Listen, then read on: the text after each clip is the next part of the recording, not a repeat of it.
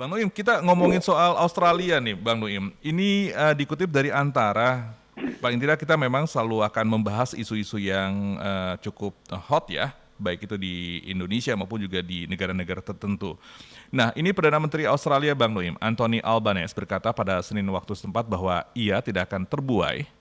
Ini lagi-lagi di politik di Australia ini dengan kemenangan Partai Buruh yang memenangi kursi dalam pemilihan umum SELA.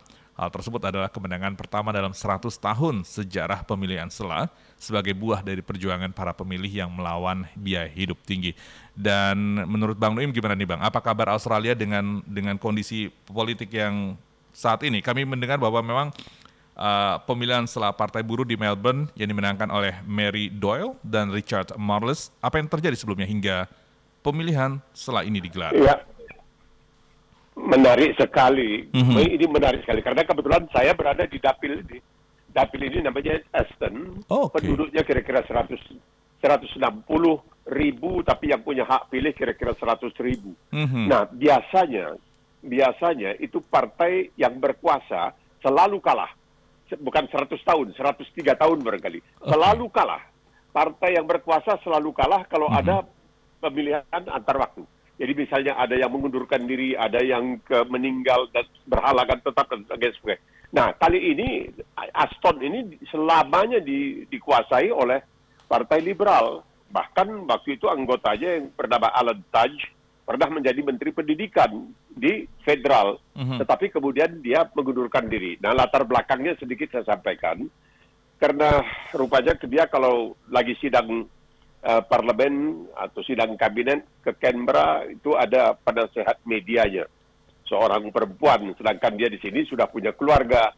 Entah bagaimana terjalin suatu hubungan di luar pernikahan lah, begitu kira-kira. Perselingkuhan terjadi, malahan kelihatan pada suatu saat mereka lagi tidur bersama, dia tandang si pacarnya ini dari tempat tidurnya, dari ranjangnya, sehingga menimbulkan macam-macam kegemparan dan lain sebagainya. Akhirnya rupanya walaupun dia dalam pemilihan bulan Mei yang lalu terpilih kembali, tapi dia kemudian akhirnya memutuskan untuk mengundurkan diri. Maka harus dilakukan pemilihan selawaktu. Diikuti oleh bukan dua calon, sebenarnya lebih dari dua calon. Tapi yang paling terkemuka adalah calon Partai Buruh yang sedang berkuasa dan calon Partai Liberal yang sekarang menjadi oposisi.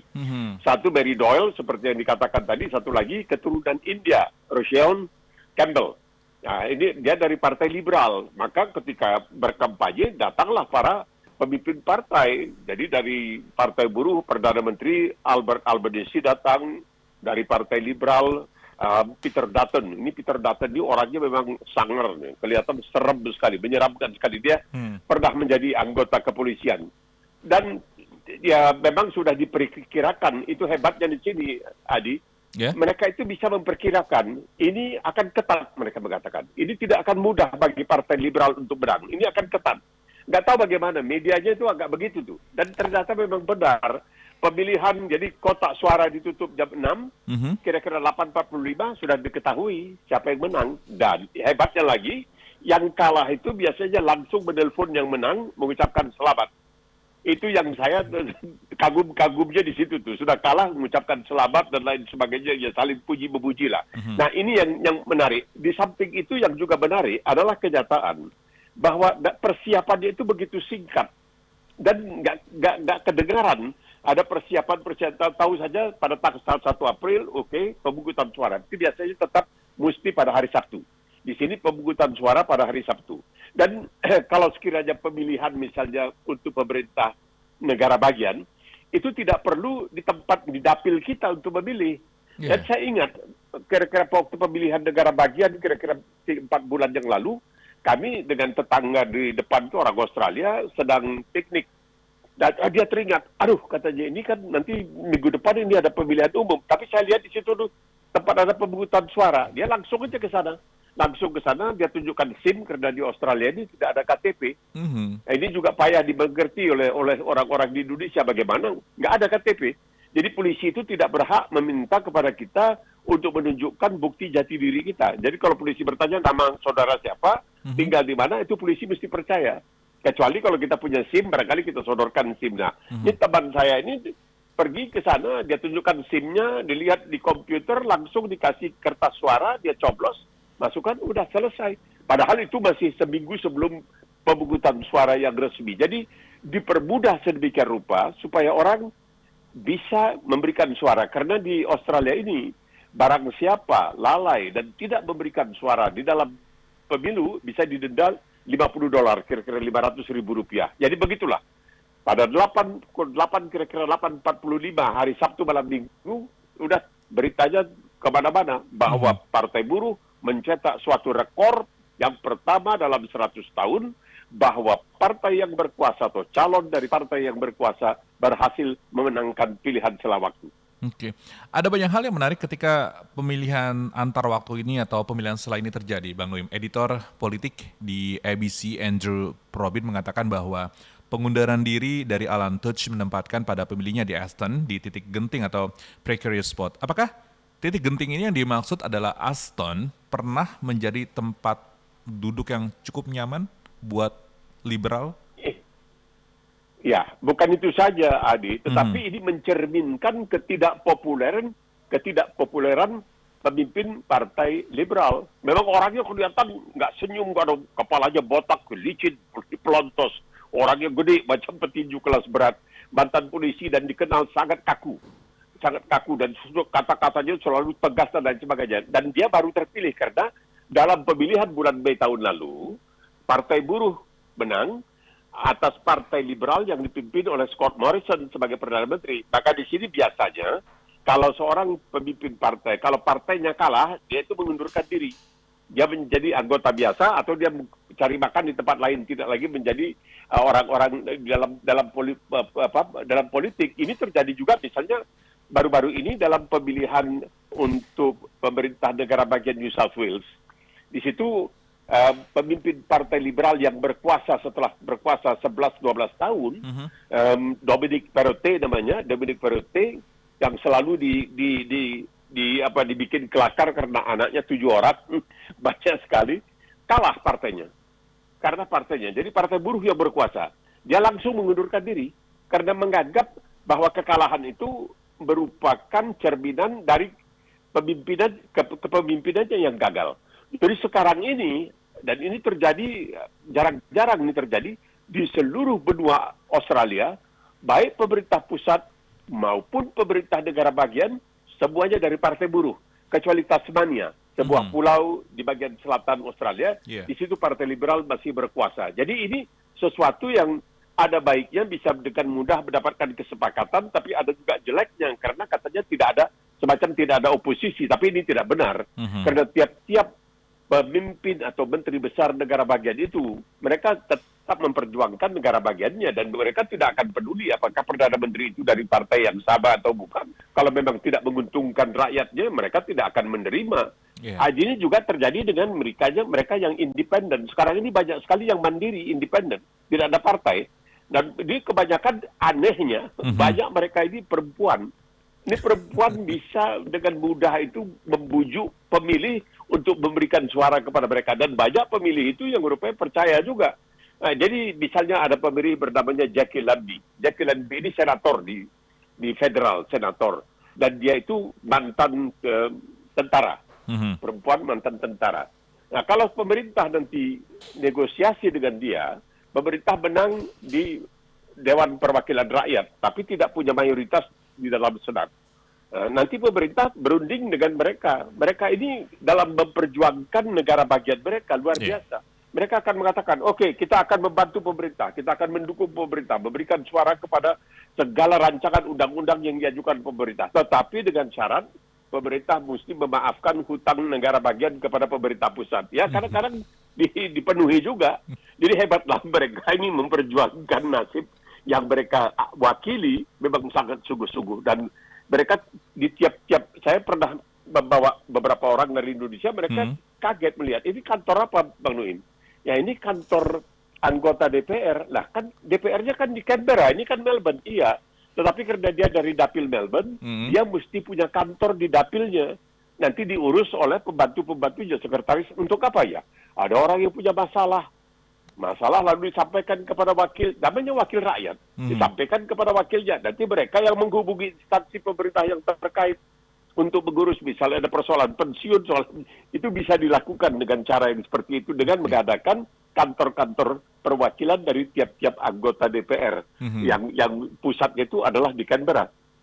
Iya, dan yang menarik juga nih Bang Nuim bahwa Partai Buruh tahun ini menang setelah hampir lebih dari 103 tahun. Kalau kita bisa tarik garis ke belakang ini di tahun 1920 kalau nggak salah, correct me kalau misalkan salah Bang Nuim, adalah kali terakhir Partai Buruh menang. Jadi 1920 ya, kali terakhir Partai Buruh menang pemilihan sela yang diadakan di Kalgoorlie, kota di wilayah Goldsfield di Esperance di bagian barat Australia. Dan hal tersebut ini Bang Nuim adalah kemenangan pertama dalam 100 tahun sejarah pemilihan sela sebagai buah dari perjuangan para pemilih yang melawan seperti biaya hidup tinggi akibat perang Rusia versus Ukraina yang mengganggu rantai pasok global. Apakah ini akan ada efeknya, Bang Nuim, kepada kepemimpinan Albanese yang dijadwalkan selesai sebagai Perdana Menteri di pekan depan? Seperti membuat rating yang tinggi pada periode kepemimpinannya. Ya, tergantung bagaimana, karena dia sudah memenuhi janjinya itu sudah beberapa dipenuhi. Janji pertama itu mengatakan bahwa dia akan membentuk suatu lembaga namanya Suara. Lembaga Suara ini maksudnya terdiri dari orang-orang pribumi Australia. Mereka nanti diminta untuk menyampaikan kepada parlemen usul-usul yang menyangkut peri kehidupan masyarakat pribumi di Australia. Tidak ada jaminan bahwa usul itu akan diterima, tetapi menyampaikan usul dan usul itu akan dibicarakan di parlemen. Ini akan diadakan referendum kelak tahun ini, sekitar bulan September atau November. Jadi dipenuhi. Kedua, dia mengatakan, kalau kami terpilih waktu kampanye menjelang pemilu tahun lalu, bulan Mei, kami akan membentuk semacam di Indonesia, Komisi Pemberantasan Korupsi. Tapi di sini disebutnya Komisi Anti Korupsi. Yang tidak mau dibentuk oleh pemerintah yang lalu, oleh Partai Buruh. Padahal di tiap-tiap negara bagian ada KPK-nya sendiri. Karena Australia ini sangat, boleh dikatakan otonominya luar biasa ya. Jadi tiap-tiap negara bagian itu ada KPK-nya sendiri. Sekarang sudah ada KPK pusat, federal, untuk mengawasi dan lain-lain sebagainya. Nah ini dipenuhi. Jadi tergantung, kalau dia memang mampu bisa memenuhi janji-janjinya dan memberikan kepada rakyatnya peri kehidupan yang lebih layak seperti sekarang ini. Begitu mereka terpilih, langsung mereka memperjuangkan kenaikan gaji. Karena itu bukan ditentukan oleh pemerintah, itu ada badan khusus yang dipilih, yang dibentuk oleh pemerintah, tetapi begitu terbentuk, sudah mereka mandiri. Mereka tidak mendengarkan lagi apa yang dikatakan pemerintah. Pemerintah mau jungkir balik, terserah. Mereka nanti menentukan berdasarkan keputusan mereka sendiri. Dan itu yang terjadi, kenaikan gaji. Dan sekarang sedang diperjuangkan juga untuk kenaikan gaji yang lebih layak karena biaya hidup ya, di Australia dan di banyak negara sebenarnya, bukan di Australia sendiri. Kalau saya lihat di Inggris, di Amerika memang agak berat. Jadi pemerintah merasa bertanggung jawab. Maka pemerintah sekarang ini menyediakan misalnya dana $10 biliar untuk pembangunan perubahan rakyat. Pokoknya betul-betul Partai Buruh ini kelihatan berjuang untuk membuat supaya rakyat lebih percaya kepada mereka. Ini masalahnya begini, Adi. Yang namanya Anthony Albanese ini, dia itu sebenarnya dia tidak tahu ayahnya. Waktu ibunya itu masih muda, berlibur ke Italia, jumpa seorang laki-laki, entah bagaimana, pulang ke Australia, hamil. Jadi Albanese ini nggak tahu dia siapa ayahnya. Dan si ibu sebagai orang tua tunggal, ya hidupnya ya pas-pasan, tinggal di perumahan rakyat yang disediakan oleh pemerintah, flat itu ya, rusun. Jadi dia juga tidak tahu ayahnya siapa. Pada akhirnya memang dia kembali ke Italia untuk mencari ayahnya. Dia menemukan ayahnya, dia jumpa ayahnya sebelum ayahnya meninggal. Tetapi dia sebagai seorang anggota parlemen dulu saya ikuti karir itu. Wah, itu gadasnya luar biasa. Sebelum dia jadi Perdana Menteri itu gadasnya luar biasa kalau dalam debat di parlemen. Tapi tidak dianggap bahwa dia bukan materi sebagai seorang Perdana Menteri. Lalu dipanggil ahli-ahli ya, tanya ini bagaimana? Oh, ini pakaiannya salah. Jadi pakai pakaian dibikin suit di jasnya, ini kacamatanya. Entah bagaimana bulan Mei yang lalu dia sukses. Jadi mereka mengatakan jadi kesuksesannya itu bukan hanya karena kebijakan yang ditawarkannya, tetapi juga penampilan. Rupanya ada juga penampilan ini penting juga. Kalau saya nggak pernah mikir begitu, makanya saya selalu dikritik oleh istri. Ini bagaimana sih pakaian kok sembrononya. Tapi betul itu kejadian. Jadi ini seseorang yang pernah mengecap kehidupan yang betul-betul merakyat. Tinggal di perubahan rakyat itu selalu dia jelaskan. Saya itu dengan ibu. Ibu itu tidak ada pendampingnya. Saya pendamping. Kami tinggal di rumah susun. Jadi, tapi dia masih bisa masuk ke universitas dan sebagainya. Sekarang kabarnya dia punya 2 rumah. Tapi nggak diperiksa oleh KPK karena 2 rumah yang dia miliki itu kabarnya dibeli dengan hasil gaji yang dia tabung. Bang Noim, selama Bang Noim tinggal di Australia, ada catatan khusus nggak sih dari Bang Noim terkait dengan pemilu di Australia? Tadi sempat Bang Noim singgung soal persiapannya yang cepat, kemudian juga dipermudah, nggak perlu harus dengan KTP, dengan SIM juga bisa, dan juga ada ketentuan hukum bagi mereka yang tidak ikut pemilu akan didenda sebanyak $50 Australia. Lain halnya, mungkin Bang Noim punya catatan khusus, singkat aja Bang, sebelum kita kemudian beralih topik dengan yang juga nggak kalah hebohnya juga nih terkait dengan Trump. Iya, tapi betul, itu sederhana itu, dibuat sesederhana mungkin. Tidak bisa memilih langsung, bisa milih pakai pos. Oh, di luar negeri boleh di kedutaan. Oh, tidak perlu di dapil sendiri, bisa di tempat lain, di mana. Kenapa mereka bisa melakukan hal seperti itu? Dan ketika diputuskan oleh pemerintah, karena kan di sini ada sebatas waktu. Setelah 3 tahun harus melakukan pemilihan umum. Itu kelihatannya begitu gampang saja, begitu maksudnya nggak tahu saya. Saya tanya kepada orang-orang Australia, nggak ada. Pokoknya di sekolah-sekolah nanti dibikin tiap hari Sabtu. Mereka yang tidak sukanya itu hanya karena hari Sabtu harusnya hari libur mereka kok mesti dipakai untuk memberikan suara. Tapi sebelum itu seperti saya katakan, di banyak tempat, di mana-mana itu ada tempat pemungutan suara. Jadi catatan saya, mereka memang betul ingin mempermudah bagi rakyat untuk menggunakan hak suaranya karena kedaulatan tertinggi memang berada di tangan rakyat. Dan yang jelas dengan berkuasanya Partai Buruh ini, masyarakat Australia menaruh harap dengan bentuk bukan dengan bentuk pemerintah, tapi dengan kekuasaan baru yang diperoleh oleh Partai Buruh ini.